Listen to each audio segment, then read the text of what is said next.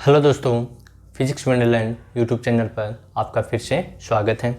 आज का जो हमारा टॉपिक रहेगा उसमें हम पढ़ेंगे कि अवतल लेंस के द्वारा प्रतिबिंब कैसे निर्माण किया जाता है। फिर हम फोकस दूरी, जो लेंसों की क्षमता है, पावर ऑफ लेंस, उसके बारे में स्टडी करेंगे। और हम पढ़ेंगे कि जब किसी लेंस को द्रव के अंदर डुबोया जाता है तो उसकी प्रकृति जो है उसमें क्या चेंजेज होता है, उसकी फोकस दूरी बढ़ेगी घटेगी, उसकी जो क्षमता है, पावर है, वो बढ़ेगी या घटेगी, उसके बारे में हम आज के लेक्चर में डिस्कशन करेंगे। तो स्टार्ट करते हैं आज का लेक्चर, जिसमें सबसे पहले हम पढ़ेंगे अवतल लेंस के द्वारा प्रतिबिंब का निर्माण। तो स्टार्ट करें। क्या है टॉपिक? अवतल। उत्तल के लिए तो हमने लास्ट लेक्चर में पढ़ा था अवतल लेंस द्वारा प्रतिबिंब का निर्माण। इसमें दो स्थिति जो होगी उसकी हम यहाँ पर चर्चा करेंगे। ठीक है, तो सबसे पहले हम एक अवतल लेंस लेते हैं। मान लो पहला पॉइंट हमें निकालना है, जब वस्तु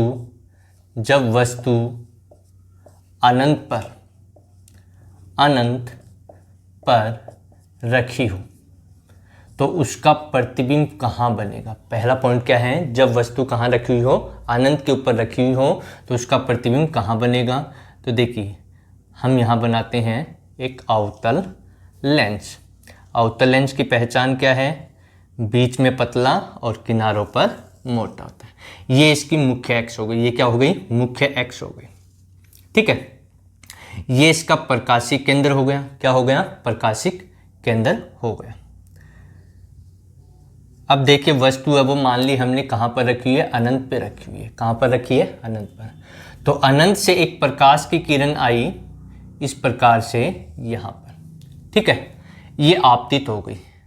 अब ये जो लेंस है, अवतल लेंस, ये किरणों को फैला देता है। ये इसका मान लिया हमने, ये वाला पॉइंट, ये हमने मान लिया कि इसका, चलो यहाँ पर ले लेते हैं थोड़ा, ये F1 है और ये F2 है। ये क्या है? F2। तो ये क्या करेगा? किरणों को फैला देगा। तो जो किरण है वो अनंत पे आ रही है तो इस प्रकार से इधर चली जाएगी। ठीक है, ऐसे वो चली जाएगी। यहाँ पर हम देखेंगे तो ये हमें ये लगेगी कि F2 से आ रही है। ठीक है, तो ये अपवर्तित हो गई। एक किरण हम यहाँ से ले लें,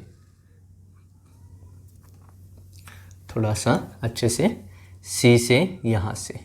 ठीक है, प्रकाशिक केंद्र इसका होगा तो प्रकाशिक केंद्र से हम गुजारते हैं। ठीक है, इस प्रकार से एक दूसरे के समांतर बनाते हैं। थोड़ा अच्छा सा बना देते हैं इसको कि ये किरण इस प्रकार से है, ये आपतित और ये भी आपतित किरण। तो देखिए, हमने पढ़ा था जो प्रकाशिक केंद्र से होकर के गुजरती है वो बिना विचलित हुए निकल जाती है। तो ये ऐसे कैसे चली जाएगी। अब इस किरण को हम पीछे की ओर बढ़ाते हैं। इस प्रकार से पीछे की ओर हमने इसको बढ़ाया।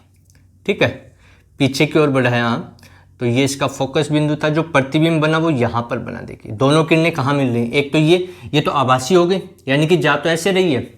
ठीक है, तो जब अनंत से प्रकाश की किरण इस प्रकार से आ रही है तो ये हमें लग रहा है कि F2 से आ रही है, लेकिन आभासी है। ठीक है, तो इस प्रकार से निकल जाएगी। दूसरी जो प्रकाशिक केंद्र से गुजरेगी वो ऐसी सीधी निकल जाएगी। दोनों ही किरणें इस बिंदु के ऊपर, जब इसको पीछे की ओर बढ़ाएंगे तो यहाँ मिलेंगी। तो यहाँ इसका क्या बन जाएगा? प्रतिबिंब बन जाएगा। क्या बन जाएगा? प्रतिबिंब। तो देखिए, प्रतिबिंब कहाँ बना इसका? प्रतिबिंब जो बना वो कहाँ पर बना? जब वस्तु कहाँ रखी हुई हो? अनंत के ऊपर रखी हुई हो तो कहाँ पर बनेगा? फोकस बिंदु, प्रथम फोकस बिंदु। कहाँ पर बन जाएगा? प्रथम फोकस बिंदु या F1 पर बनेगा। कहाँ बनेगा? F1 पर बनेगा। ठीक है, अब जिधर वस्तु उधर ही प्रतिबिंब बन रहा है। जिधर वस्तु रखी है अनंत इधर ही है और इधर ही इसका क्या बन रहा है? प्रतिबिंब बन रहा है। तो जिधर वस्तु रखी है उधर ही इसका प्रतिबिंब बनेगा। अब इसकी प्रकृति की हम बात करें, किसकी बात करें? प्रकृति। तो देखिए, यहाँ पर जो प्रतिबिंब बन रहा है वो सीधा दिखाई दे रहा है कि नहीं? सीधा दिखाई दे रहा है। दूसरा, इस किरण, ये दोनों किरणें, देखिए ये किरण तो ऐसे जा रही है। ठीक है, और ये किरण यहाँ पर आभासी हो रही है, यानी कि रियल में नहीं मिल रही। ठीक है, तो कैसा होगा? सीधा हो गया, सीधा बन रहा है। और सीधा हमेशा कैसा होता है? आभासी होता है। कैसा होता है? आभासी। तो आभासी प्रतिबिंब बनेगा और सीधा बनेगा। ठीक है, अब इसकी आवर्धन क्षमता जो है उसकी बात करें, आवर्धन क्षमता उसकी हम बात करें m का मान, तो जो m है वो 1 से बहुत छोटा होगा, क्योंकि वस्तु बहुत अनंत पे रखी हुई है तो इसका प्रतिबिंब ये बना, तो वस्तु की तुलना में क्या होगा? बहुत ही छोटा बनेगा, यानी कि प्रतिबिंब है वो आकार में छोटा होगा। तो ये स्थिति है जब वस्तु कहाँ पर रखी हुई हो? अनंत के ऊपर रखी हो। कौन से लेंस में? अवतल लेंस में। किस में रखी हुई हो? अवतल लेंस में। दूसरी स्थिति हम बात करें इसकी, दूसरी स्थिति की, जब वस्तु कहाँ रखें? अनंत व C जो लिया हमने ये प्रकाशिक केंद्र C के बीच स्थित हो। ठीक है, कहीं पर भी स्थित हो सकती है। किस किस के बीच में? अनंत और C के बीच में कहीं पर भी हो सकती है। इसकी दो ही स्थिति होती हैं। तो यहां पर हम बना लें, ये अवतल लेंस हमने बना लिया। ये इसकी मुख्य एक्स हो गई। ये क्या हो गई? इसकी मुख्य एक्स हो गई। ठीक है, अब मान लो कि ये अनंत है, ये इसका प्रकाशिक केंद्र हो गया। क्या हो गया? प्रकाशिक केंद्र। ये इसका हमने फोकस F1 ले लिया और ये हमने ले लिया F2। अब मान लो वस्तु अनंत और C के बीच में कहीं पर रखी हुई है, जैसे यहां पर हमने इसको रख दिया, ये रख दिया। ठीक है, तो ये प्रकाश की किरण मुख्य अक्ष के समांतर आई। क्या आई? मुख्य अक्ष के समांतर आपतित हो गई। तो ये कहां से? ये इस प्रकार से चली जाएगी। ठीक है, लेकिन हमें प्रतीत होगी कहां से? इस प्रकार से, फोकस बिंदु से। यानी कि इसको हम पीछे की ओर, इस किरण को पीछे की ओर बढ़ाएंगे तो यहां से आती हुई, यहां मत, इसको मत बनाओ, कंफ्यूज हो जाओगे। तो यहां से आती, यानी कि किरण यहां से ऐसे जा रही है, हमें प्रतीत होगा, आभास होगा। दूसरी किरण हम इसके C से गुजार दें, ये C से गुजार दी, तो ये बिना विचलित हुए ऐसे गुजर जाएगी। तो दोनों किरणें देखिए कहां पर मिल रही हैं? यहां पर मिल रही है। ये आभासी है। ठीक है, तो यहां पर बनेगा।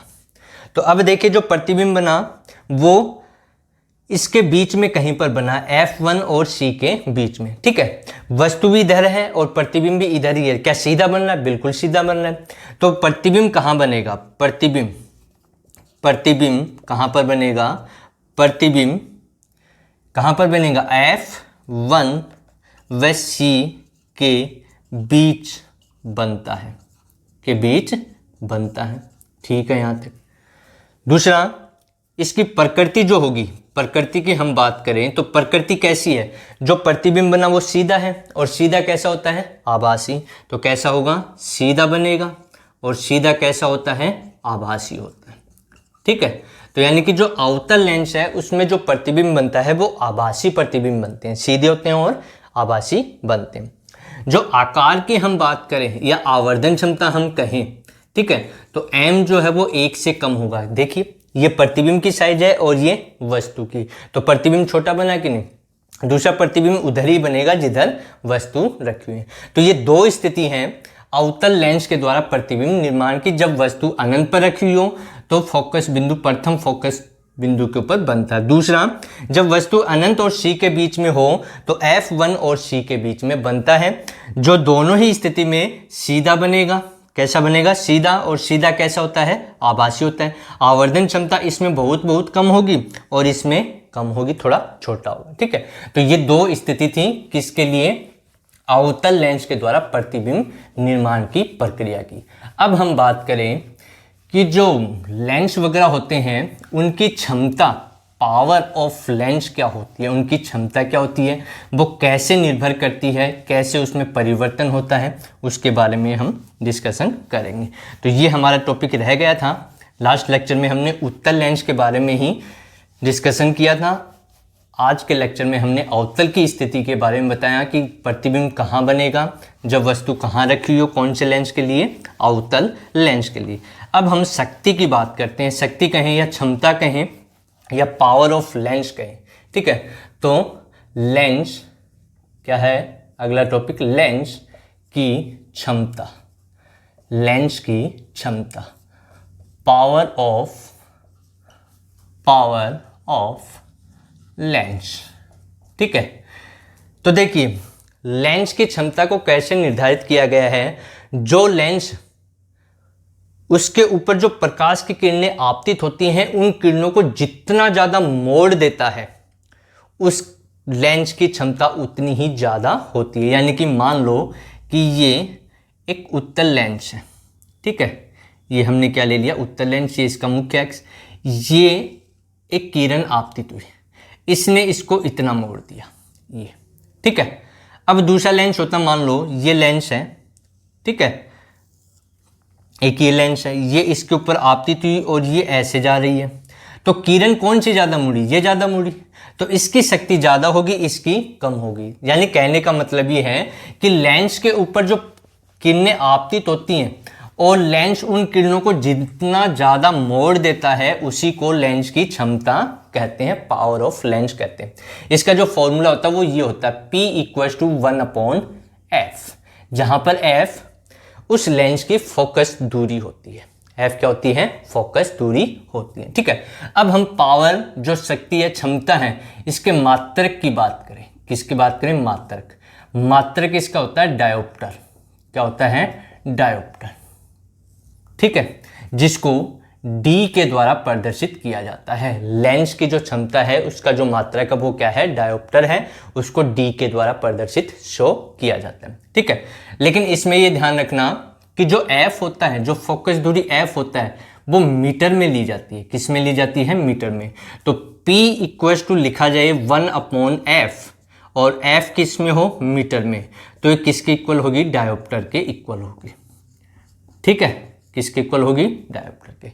अब यदि f सेंटीमीटर में हो, किस में हो, सेंटीमीटर में, तो डायोप्टर के बराबर कैसे लिखेंगे, तो इसको लिखा जाएगा 100/f, और अब जो दूरी ली जाएगी, फोकस दूरी, वो सेंटीमीटर में होगी, तो ये किसके इक्वल हो जाएगी, डायोप्टर के इक्वल हो जाएगी, ठीक है। तो ये ध्यान रखना कि यदि मीटर में ले रखा है तो 1/f मीटर डायोप्टर के बराबर है, और यदि f का मान सेंटीमीटर में ले रखा है तो उसको ऐसे लिखेंगे, तब वो डायोप्टर के इक्वल आएगा, ठीक है। तो हमें याद यही रखना है कि इसका जो मात्रक होता है वो क्या होता है, डायोप्टर होता है, किसका, लेंस की क्षमता का, ठीक है। अब देखिए लेंस की जो क्षमता है, ठीक है, P बराबर क्या लिखा हमने, 1/f, यानी कि फोकस दूरी का जो व्युत्क्रम है, फोकस दूरी के व्युत्क्रम के बराबर होती है। यानी कि जो P है वो लेंस की जो फोकस दूरी होती है उसके व्युत्क्रम के बराबर होती है, ठीक है। अब इसका मतलब क्या है, मान लो कि लेंस की हम बात करें, ऐसे क्वेश्चन पूछे जाते हैं, ठीक है। लेंस की हम बात करें, एक तो हमारे पास लेंस है मोटा लेंस हो, ठीक है, और एक हमारे पास है पतला लेंस। कौन सा है, पतला लेंस है, ठीक है। तो अब ये पूछ लिया जाए कि दो लेंस हैं जिसमें एक मोटा लेंस है और एक पतला लेंस है, तो किसकी फोकस दूरी ज़्यादा है या किसकी क्षमता ज़्यादा होगी, ऐसा क्वेश्चन पूछ लिया जाता है। तो याद रखना, मोटा लेंस जो होता है उसकी जो क्षमता होती है, क्या होती है, क्षमता, यानी कि P का मान वो क्या होगा, ज़्यादा होगा, ठीक है। और इसकी फोकस दूरी, जब P ज़्यादा हो गया तो फोकस दूरी क्या होगी, कम होगी, और फोकस दूरी कम है तो R जो वक्रता त्रिज्या होगी इसकी वो भी कम होगी, ठीक है। तो कहने का मतलब ये है कि जो मोटा लेंस होता है उसकी फोकस दूरी तो कम होती है, और फोकस दूरी f जितना कम होगा उसकी क्षमता उतनी ही ज़्यादा होगी। तो यानी कि मोटा लेंस जो है, मोटे लेंस हो उनकी क्षमता तो ज़्यादा होती है लेकिन फोकस दूरी कम होती है। पतला लेंस जो होता है, पतले लेंस की हम बात करें तो पतले लेंस की जो क्षमता होती है वो तो कम होती है, फोकस दूरी क्या होती है, ज़्यादा होती है। फोकस दूरी ज़्यादा है तो R भी ज़्यादा, यानी कि ये जो एरो के निशान हमने शो कर रखे हैं इसका मतलब है ये ज़्यादा है और ये नीचे की ओर है ये कम है, ठीक है। तो पतले लेंस की क्षमता कम होती है, मोटे लेंस की क्षमता ज़्यादा होती है, ठीक है। ये चीज़ें क्लियर होनी चाहिए। तो यहाँ पर जो f है, यदि f का मान जितना ज़्यादा होगा जो क्षमता होगी लेंस की वो उतनी ही कम होगी, ठीक है। अब आगे और हम बात करें कि लेंस जो होते हैं क्या होते हैं, लेंस उनकी आवर्धन क्षमता की हम बात करें, रेखीय आवर्धन क्षमता, अभी हम आवर्धन क्षमता की और बात कर लेते हैं। तो ये कुछ चीज़ें हैं नॉर्मल जो हमें याद होनी चाहिए। आवर्धन क्षमता किसके लिए, लेंसों के लिए। जैसे दर्पण में हमने पढ़ा था आवर्धन क्षमता, अभी हमने पढ़ा लेंस की क्षमता जिसको P से प्रदर्शित किया, आवर्धन क्षमता को M से प्रदर्शित हम करते हैं। तो M बराबर क्या होता है? M का सूत्र होता है प्रतिबिंब की दूरी, किसकी? प्रतिबिंब की दूरी भाग में बिंब की दूरी। ये पीछे भी पढ़ा था दर्पण में, बिंब की दूरी, ठीक है। यानी कि m बराबर क्या लिखा जाता है लेंस के लिए? V/u। अब m का मान धनात्मक होगा ऋणात्मक होगा, इसके ऊपर हम डिपेंड करते हैं। देखिए यदि m का मान क्या हो? पॉजिटिव हो, धनात्मक हो, m का मान क्या हो? धनात्मक हो, ठीक है। जब इसको हम सोल्व करते हैं, सोल्व करने पर m का मान पॉजिटिव यदि आ जाता है तो उस अवस्था में जो प्रतिबिंब बनेगा, क्या बनेगा? प्रतिबिंब।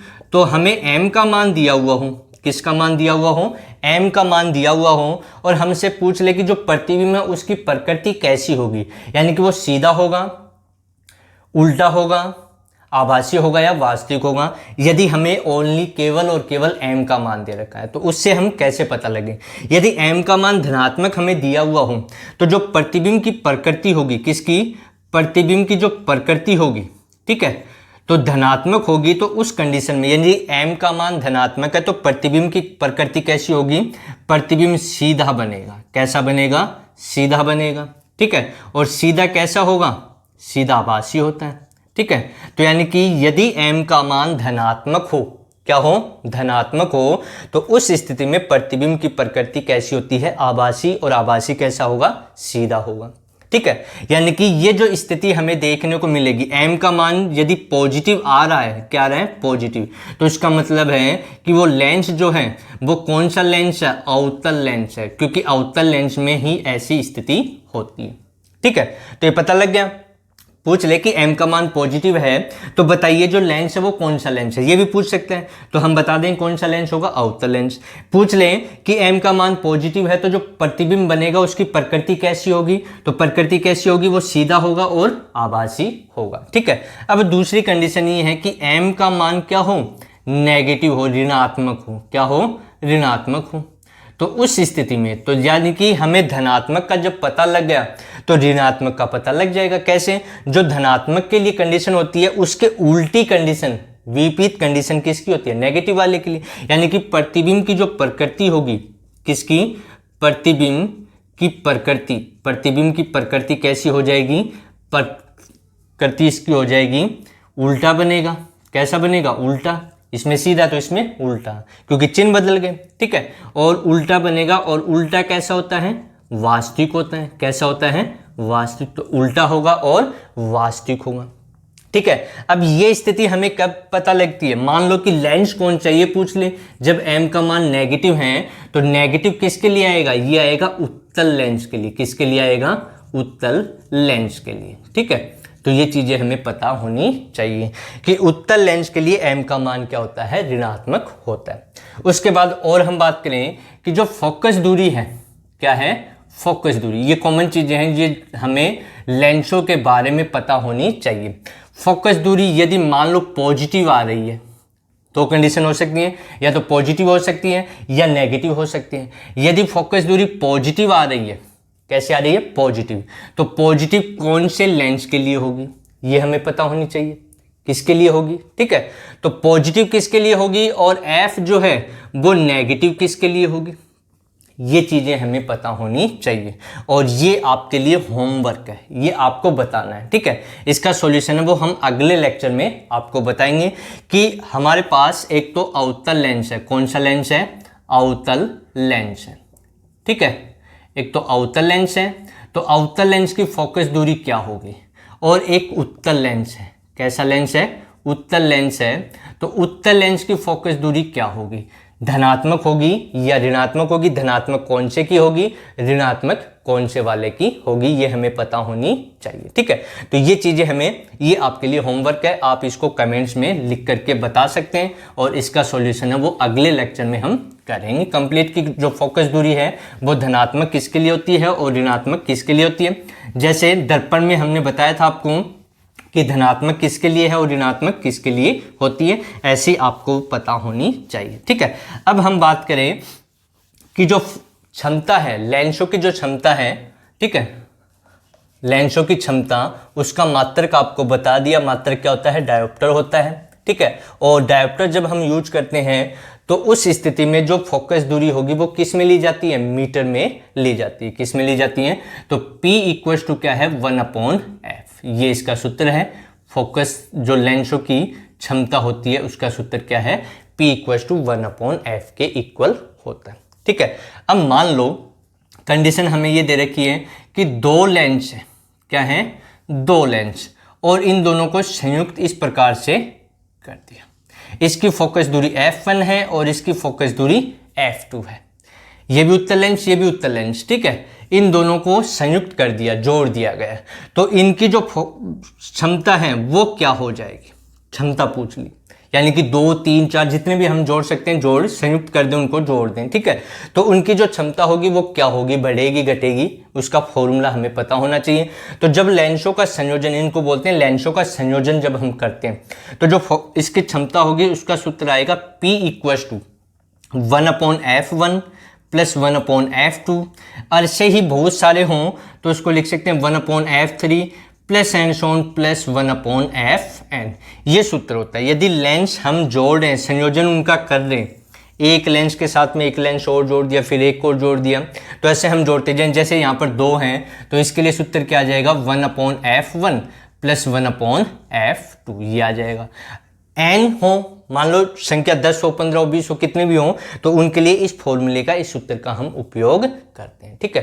तो लेंसों का संयोजन जब किया जाता है तो उनकी जो फोकस दूरी है उसका सूत्र ये आता है। अब इस फोकस दूरी के कारण उसका मान बढ़ेगा, उसकी जो क्षमता है बढ़ेगी, घटेगी? क्या होगा? क्या परिवर्तन होगा? यदि एक उत्तल लेंस ले लें, एक अवतल लेंस ले लें, तो उसकी प्रकृति कैसी हो जाएगी? बदल जाएगी या वही रहेगी, या किसी द्रव के अंदर हम डाल दें, ठीक है। इसके बारे में हम अगले लेक्चर में डिस्कशन करेंगे। ये हमारा आज का लेक्चर था, तो इसको यहाँ तक पढ़िए अच्छे से, फिर अगले लेक्चर में हम पढ़ेंगे, वो और अच्छे से आपको क्लियर हो जाएगा। तो यहाँ तक इसको अच्छे से पढ़िए। Thank you.